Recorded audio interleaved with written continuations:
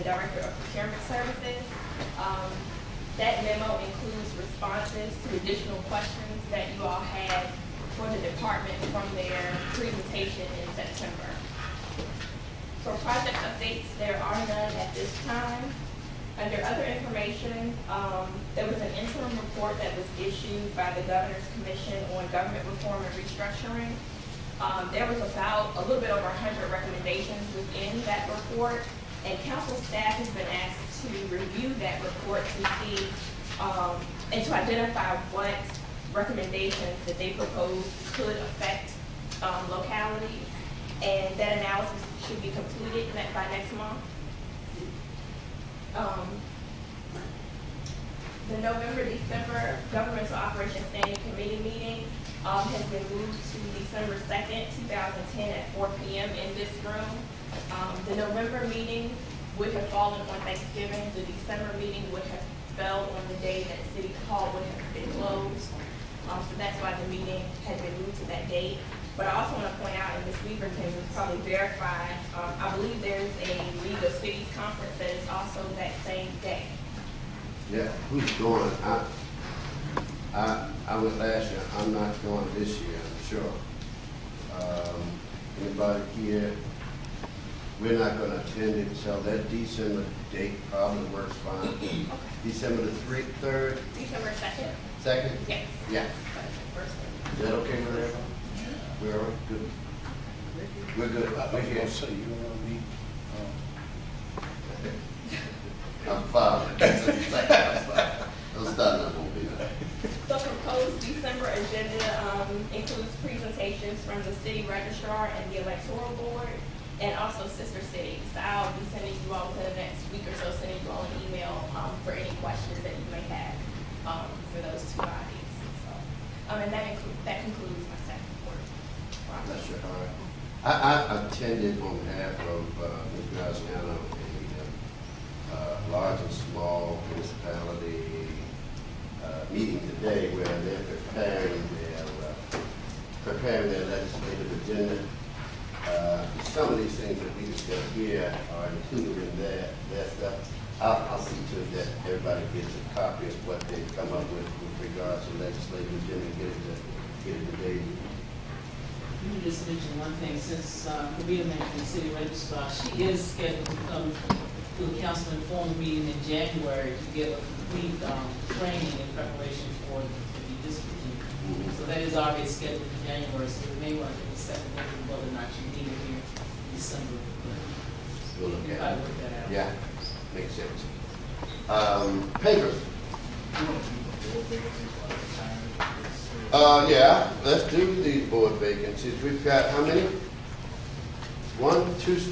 Two seats? One seat, two applicants.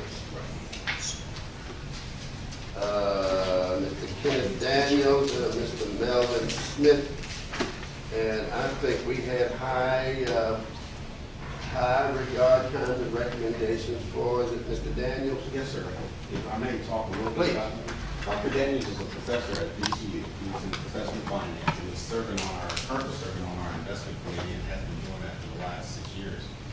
Dr. Daniels is an upstanding guy, and he knows a lot about what we do, how we do it, and very affluential on our investment committee. And we'd like to get him on the board, to be perfectly honest with you, because I think he would make a fun addition to the board to place him in the steering calendars. Our board, does not have his sort of expertise on there and relies heavily on the recommendations of the investment advisor committee as it stands right now. And that sort of expertise is what we really need because we do have employee representatives on the board, as you know, fire and police and employees. And we need that sort of expertise to understand how we navigate our moves forward, especially in an environment that we have. Makes sense to me. Anyone got any feelings otherwise? Do we get a nomination? I don't know Mr. Smith. You don't know Mr. Smith, I either. I'll second that. Wait, Motion. what the discussion? So you've never met him? I've never met Mr. Smith. Okay. But you reviewed his? No. In fact, before I saw this agenda, I didn't even see his I'd like to, if we can we just stick with the first one and just, I think you were moving, And I do move and consistent I with the second recommendation. the recommendation for Dr. Daniels, and then we can talk about the second one after. Paper moves to full council with approval. Okay.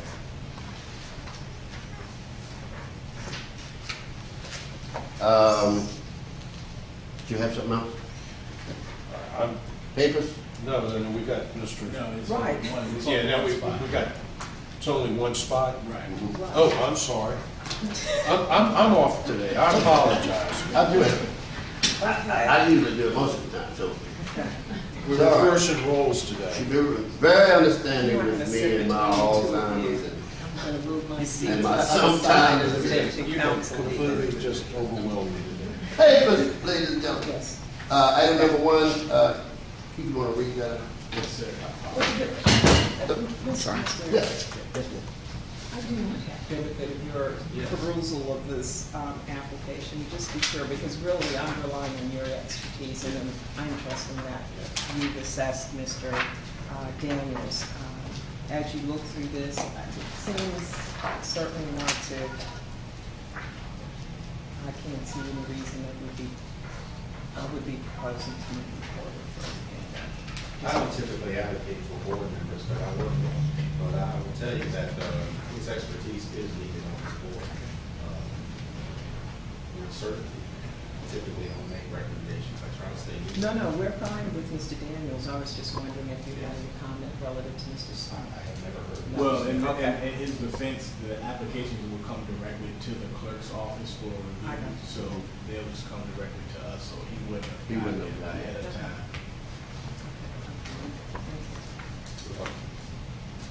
You satisfied? We can Yes, move I forward? am, sir. Thank you, Papers, Mr. Chair. please. Yes. Papers it is. All right. Item number one, Item Mr. number Clerk. one, ordinance number 2010-189, patron Mayor Jones amends the pay plan to exclude certain classifications from general pay ranges 21 and 22, IT band 3 and general band 8 in classified service, to include certain classifications in pay ranges 21 and 22, IT band 3 and general band 8 in unclassified service, and modify the pay range of the Director of Human Resource classification in the unclassified executive service.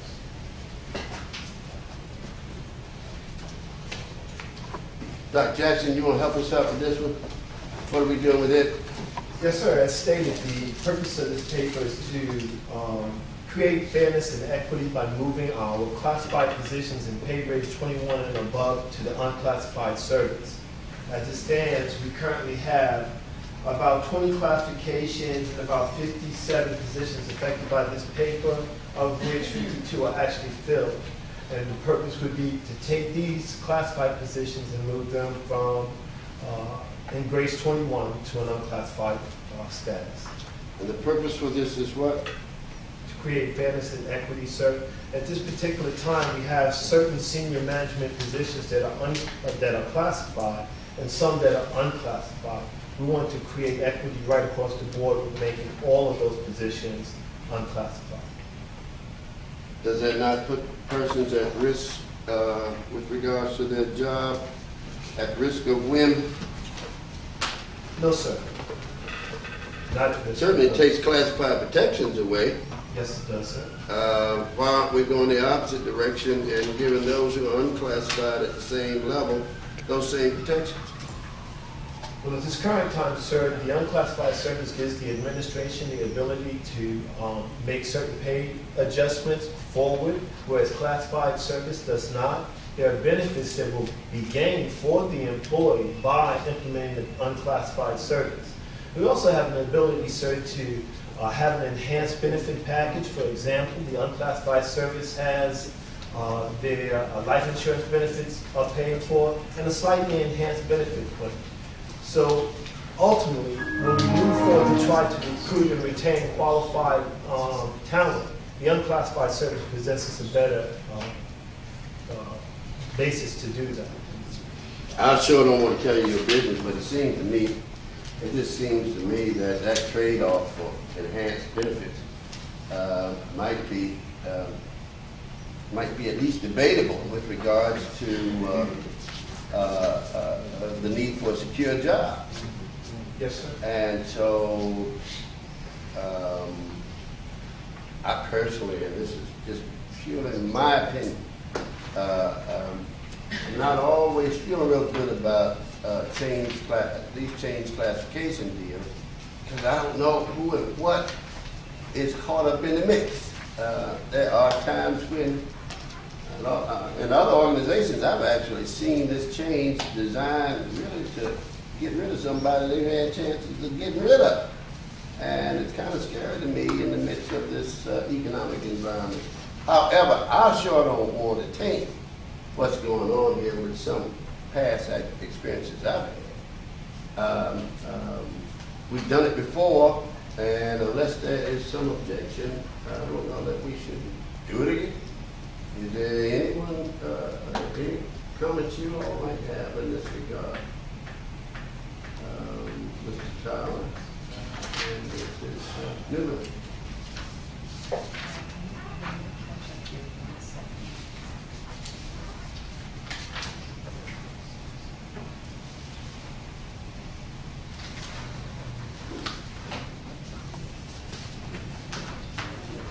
I guess that one question, you said that this was being proposed to address internal inequity. Our system currently has classified and unclassified positions. At the grade 21 and above, we have certain positions that are classified. We have management level positions, some senior positions that are classified. It would better align with the way we manage those positions to have all of the positions unclassified. So that's where the consistency and the equity would come into play. And it should be noted that these are not impacting any of our lower level positions. It also should be noted that both city council staff, the assessor's office, the auditor's office, and most recently, the retirement office are all unclassified employees.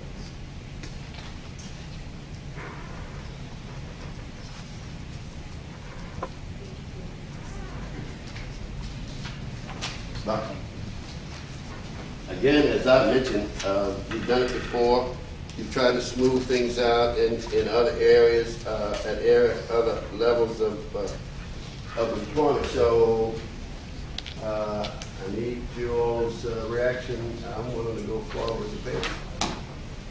One other question, will there be any loss, reduction in pay for any of the staff currently in seats, for example, where they may be at a certain pay range higher, that'll go down lower because of this reclassification?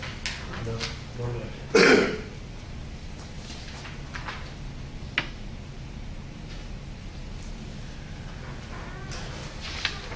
I have mixed emotions about this. On the one hand, I understand what unclassified, the flexibility it brings, but on the other hand, I have concerns about it. And I'm not comfortable at this point one way or another with this paper. So if you want to move it forward, I'm going to abstain on it at this point. Because You want to air any of your unreadnesses? I'm just concern that you have as well. You have all these individuals who, were hired as classified employees. Would they have come to the city if they knew this position that they were moving into was if it was going to be unclassified after they showed up? I don't know who these individuals are. Perhaps I relate with some of these folks because I see it in the chambers, but I don't know what an engineer for is. Who is an engineer for? Who's a traffic engineer? Who's the controller? I'm trying to figure, I just don't know. I can understand department heads, I can understand people at the next tier. Where does, is a city architect, a city traffic engineer, those are individuals that they aren't necessarily overseeing people and perform the job. And I'm just trying to figure out what what the right answer is. Why are those individuals included in this? If they're not supervisor managers. What's that? In most of the larger departments, you would have a director, a deputy director, and then this would be the level right under. In smaller departments, this would be the level who would report to the director.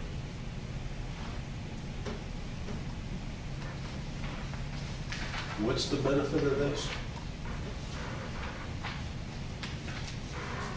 The benefit, sir, as stated, is that it's going to promote fairness and equity throughout our system by allowing us to manage consistently those folks that are at grade 21 and above. Currently, we have some inconsistencies in our classification system. We have some grade 22 positions that are unclassified, and we have some grade 22 positions that are classified. And we want to make them all unclassified so that there is consistency across the board. Ms. Newman? I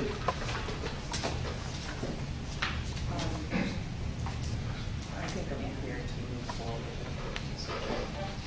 If we get, A few questions, but- if we get a case of the hiccups between now and the time this paper comes up, we can always delay it or continue it. But well, there are questions, I think they've been answered by an argument, and I don't know that we've got anything that hold that paper back. Like I said, I'm just going to abstain and say move forward. I'm in favor of moving it forward.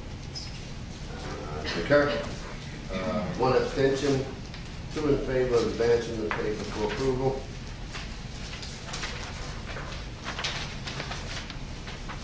Paper number 2. Number 2, ordinance number 2010-190, Mr. Tyler, amends the code concerning the installation of certain signs of street and sidewalk construction projects for the purpose of imposing structural requirements and prohibitions related to certain signs at such construction projects.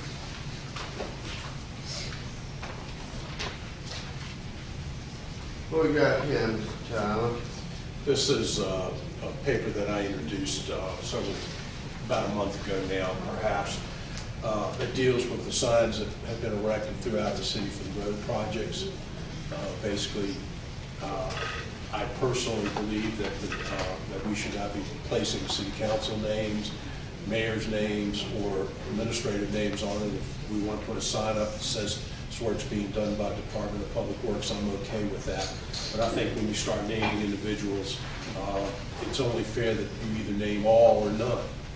And we all have a stake in this. And at the end of the day, I strongly believe that these signs really do not serve a purpose. And I think, normal maintenance should be done, and that's the end of the conversation. But we seem to have gotten into this dialogue. In some ways, I could look at it as it could be potentially considered political. But when I first saw them, I just think it's wrong for us to be putting our names on maintenance projects in the city. I mean, let's face it, I think the people that are doing the work deserve more credit than me or the mayor or other individuals in administration. And, I look at this, I've had people call me and say, why are we using taxpayers' money? It looks like it's perceived as being a campaign issue. People see it as advertising. I just, I feel strongly that we should not be putting up these signs. We haven't done it before, and why are we starting now? So that's why I've introduced this paper. One question that we haven't done before. I think I saw a sign that we utilized before with the mayor and all members. That was different, and let me be very clear about that. That was a capital improvement project. It was a major building project in the city of Richmond. I think I've seen one over at the courthouse. And typically, you would see that in a construction project. You would see the listing of all the elected officials. The other place I saw it was over at Byrd Park, when they were doing the concession restrooms. And those are capital projects. This is dealing with road maintenance and typical maintenance projects. You know, if we were going to paint City Hall because it needed painting, it's a maintenance project. Why would we put a sign up saying, this is brought to you by X? It just doesn't make sense to me. Capital improvement projects are completely different. This deals with the day-to-day. Next thing, you know, you could take it to an extreme. Every time you fill a pothole, we could have a sign up. And I just think, you know, there's some balance here. I have a lot of people that have come to me and said, you know, I think it's wrong. No one should have their name on these names on signs. And I concur with them, and that's why I introduced this ordinance. Any comment from Mr. Marshall, administration? No disrespect, of course. I'm not taking it personally. If I could. Please. One of the things that we tried to do with council when we put forward the CIP budget this last year was to focus on the need to repair infrastructure in the city of Richmond. I think that Public Works had said to the council several years earlier that in order to bring our streets up to a reasonable standard, we would need to spend about $12 million a year for about 5 years. We're not anywhere close to that based upon the inventory of the condition of our roads and the streets. For the past 2 years, last year and the current year, there's about $6 to $7 million a year that will be spent on road resurfacing, road rebuilding. These are not maintenance projects, these are CIP projects. And we chose to, because of the cash we have available through CIP, to either rebuild some roads that would have a useful life of 8 to 12 years, or do some other resurfacing using slurry paving, which would give us a useful life of about 6 years. Slurry paving is about a quarter the cost of the overall of rebuilding the road. One of the problems we encountered when we talked to people about our roads was they just thought they were in horrible shape. One of the things I learned in working in other cities is people don't really notice when you fix roads right away. They don't notice when you put street lights. What people notice is when things don't work. If you flush the toilet, it doesn't work, they call DPW, and something's wrong. If you drive over bumpy streets, they notice that. So what we try to do is, tell people, we're going to do this, and then we did it. And then we take the sign down and put it someplace else. Let people know this is about to happen. This is how your tax dollars are being spent. This is not unusual in cities. People will do this all over the country, lots of different cities. The signs cost about $45, and we can reuse them dozens of times. So we don't expect that this is it's not a budget breaker. I think in total we spent $2,000 on the signs. We made it house with our own staff. The blanks can be used again 5 years from now, just like the signs, the street signs. So we think it's an appropriate thing to do for public education. I don't have any problem at all putting everybody's name on the sign. That's really not an issue. It's not about whether council members' names should be on the signs or not. The next batch of signs could have every council member's name on it. That's not an issue. So, But that's not what I'm asking for. well, I thought you said either or, either nobody's Yeah, name or everybody's. what the ordinance basically states is that no one's name would go on it, but a department name could go on it. So the Department of Public Works, I think that would be acceptable to me, because you're not calling out an individual or individuals. You are saying Department of Public Works, City of Richmond is doing this. Right. And as you said, it's at the end of the day, the council passes the legislation that they choose to do, in the legislation they choose. But my opinion is that it's not unusual to spend money on signs. It doesn't cost any less money to put one name on it or 10 names on it. We just take the stencil and put the people's names on it. That's why we did what we did. All right. You got a comment? Ms. Newman? I can go first. I mean, go ahead.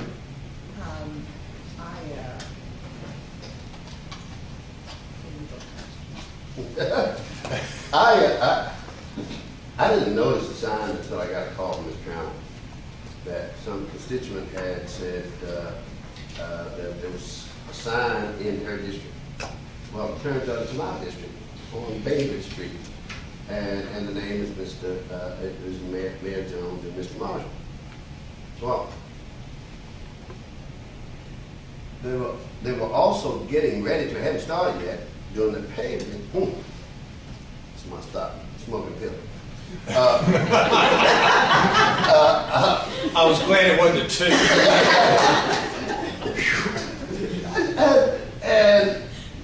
And so they were getting ready to do the paving, hadn't started yet. What they probably didn't know was that Tom Flynn, traffic engineer, was installing these chokers. And nobody over there liked at all. And that sign was kind of useful for me to let people know that the mayor, Mr. Marshall, is putting these chokers over there. Not me.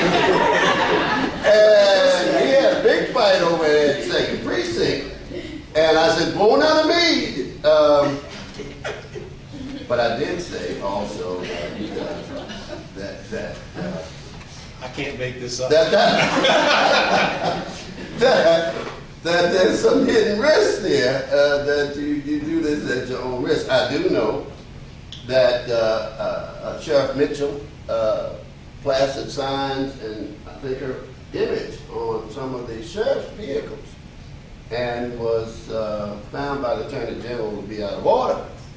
I do know that there was another instance in which names were plastered over there and there was some charge of electioneering. And so when that happens, we got to be careful. I don't have a problem with this paper in that regard. I don't think that we should, and I haven't read anything, know whether or not we are prohibiting signs and all. You just cleared that up. This is a public works project that anybody who is smart enough to pay taxes knows that public works is under the mayor administration.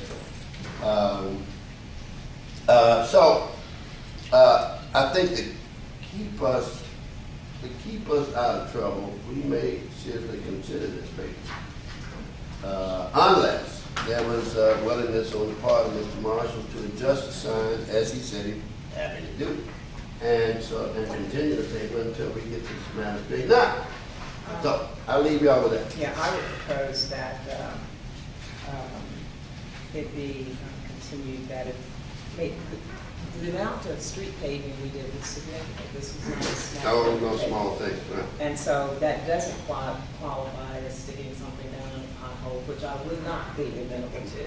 But the level of that project merited notice, and so I would suggest that we would have signs with all names on it, and have it be pertinent to projects of the magnitude, that makes sense. Not every small sign, but certainly those that are significant investments in the city.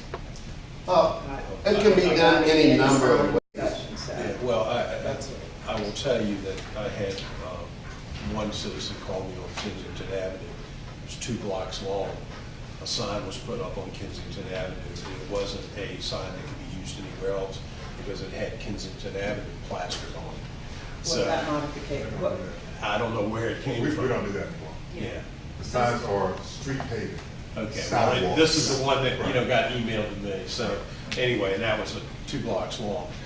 And I was very appreciative that it got done, because I'd only been working on that street, trying to get it fixed for 4 years. I inherited it from Mr. Lupasi, thank you very much. And, It's a collector's item. yeah, it is, absolutely. In light of the fact that seems to be a general agreement that we can make some adjustments so we can continue the paper. I would like to recommend that, Mr. Chair.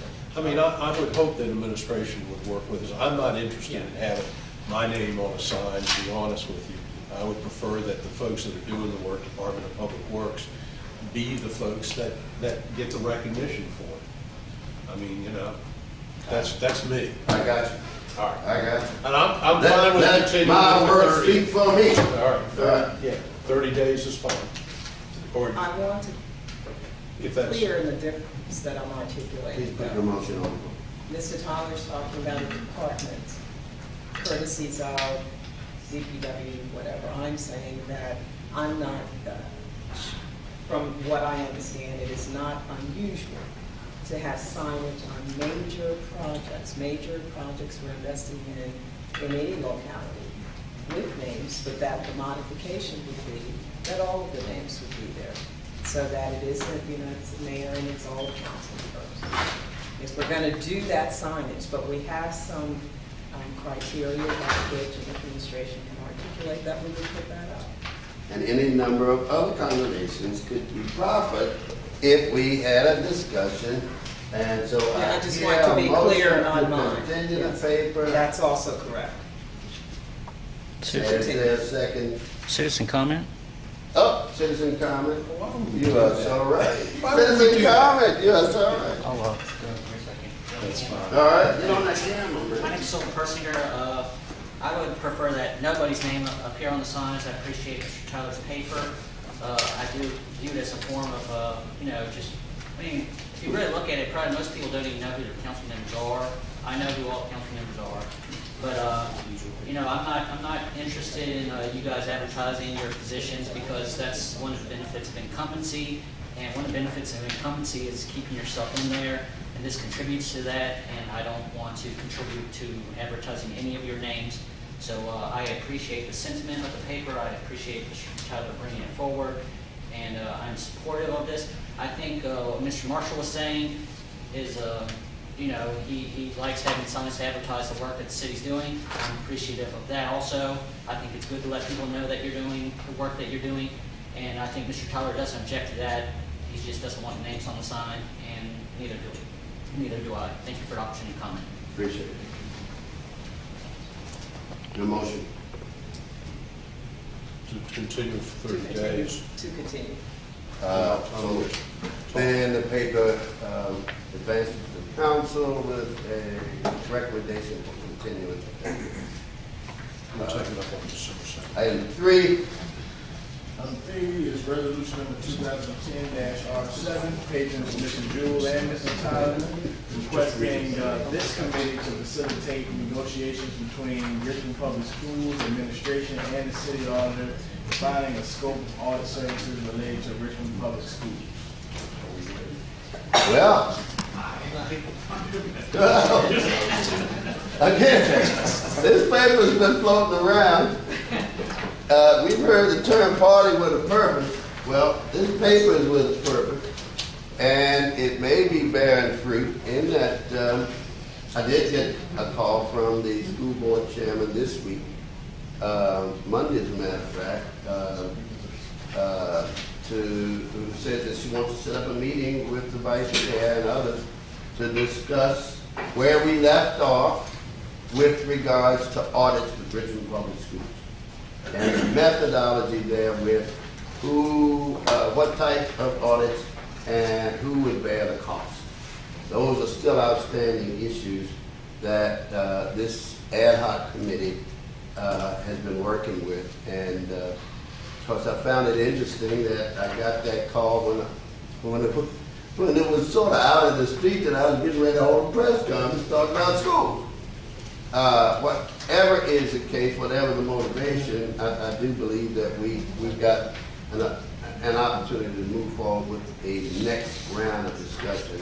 And I'll see if I can't nail that down post haste if we continue this paper. Amen. Okay, I will so move. Thank you, sir. Second. Bless you. Paper will be continued. Public comment? Oh, I'm fine. public comment, thank you. Keep it straight, man. No comment. All right, item 4. Resolution number 2010-R129, patron Mr. Connor, to request a CAO to conduct a study and submit a report to council on its findings on the feasibility of appropriate competitive procurement process to contract with a single newspaper for the publication of all advertisements by the city. What in the world is this about? Yes. Have we yet found out what has God wrought with this paper? I would. Well, this paper, Can I- this was on the last agenda, and it was erroneously recommended to be stricken because I Oh, think, stricken was good.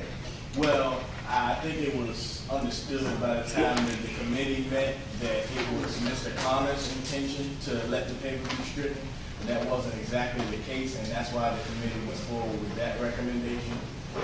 So it's now back before us for, Has anybody talked to Mr. Connor about this paper? Yes. Can And somebody what is- enlighten me then? What is this? As I understand it, he thought that, given the amount that we spend in procurement on legal notices, that somehow we ought to be able to contract those notices out to one entity that wins a bid, competitive bid. And I don't know where the notion comes from, but I'm talking with Mr. Marshall right now about how we can spread our procurement dollars around with various other publications. Mr. Chair, can you come and cut to, because we probably both agree with you on what you're gonna get to, and you have a meeting. I do have another engagement, but Can I just share one thing? yes, please. No, it's good, Mr. Chair, you have recommended that. No, you can't. Well, in light of the explanation, Yes, sir. and in light of any advocacy on behalf of this paper from its patron or anybody else, I would recommend that we strike. I would as well, for more reasons than you just mentioned, certainly MBE goals and objectives and a host of other things, but. But yeah, I'm so- going to abstain on this one. I'm in an abstention mood today. You don't want to get in trouble with Doug, is it? I just, you know, this one is, it's kind of interesting because, first of all, I don't know how you quantify your publications because, I mean, I can understand getting a contract that says if we run between 20 and 30, there may be X number of dollars per run. If I do 100, you reduce it. I can see running a contract like that. Mhm.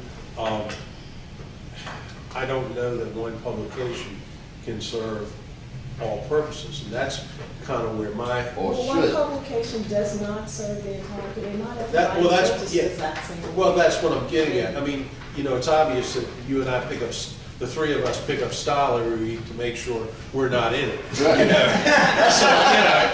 so you know, but somebody who's not on city council not going to pick that up as easily on a weekly basis. You got that right. And so I, you know, again, I don't know. I haven't had a chance to talk to Mr. Connor But about. you said you did. I did, briefly. Uh, When he was grousing about the fact that the committee last time recommended to strike.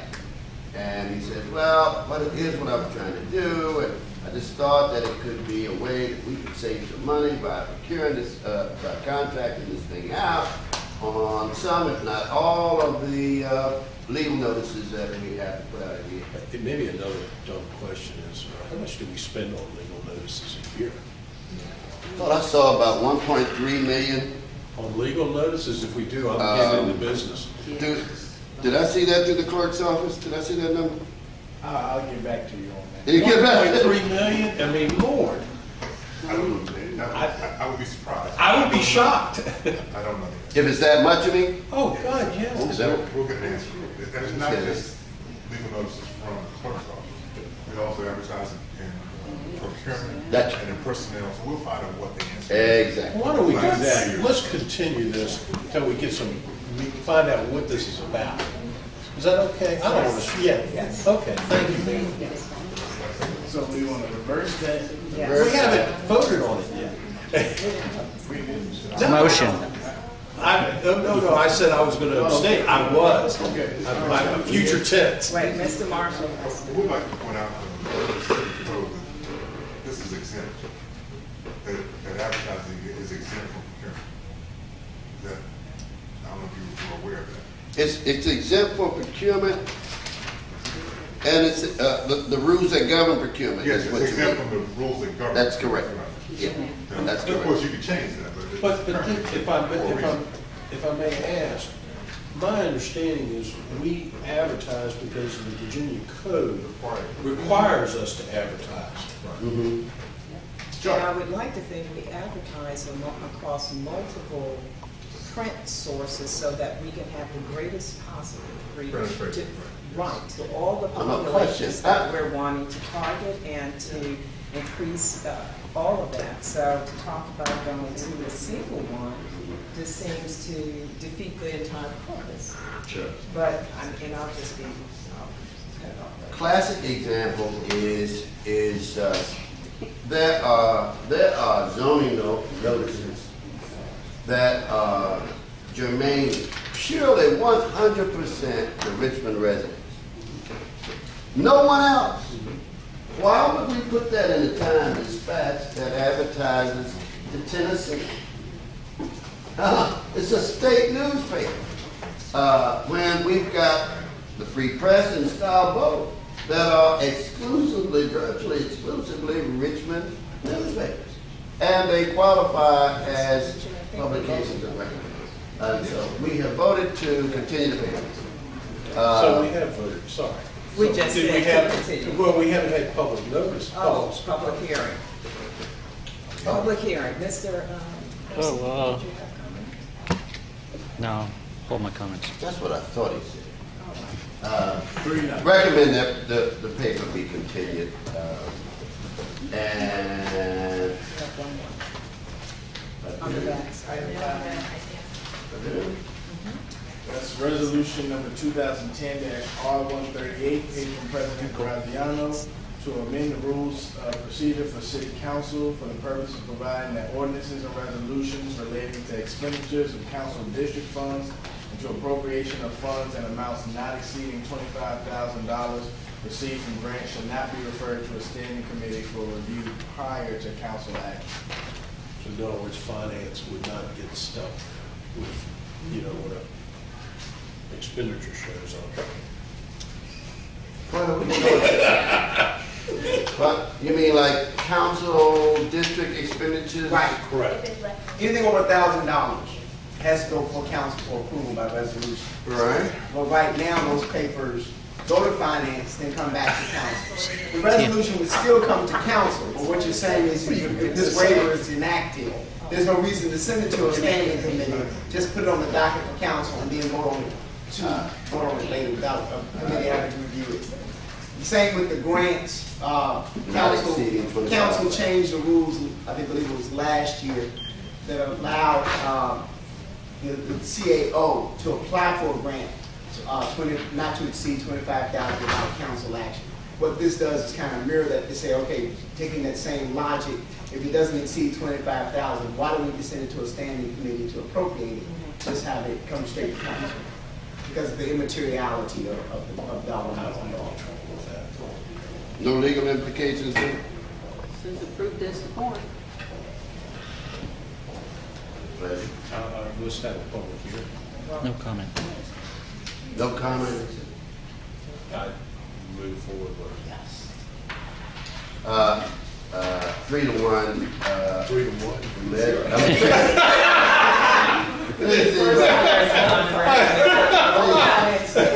3-0, the measure is approved to agree. Yes. Anything else? Any other business? Meeting's adjourned. Thank you very much.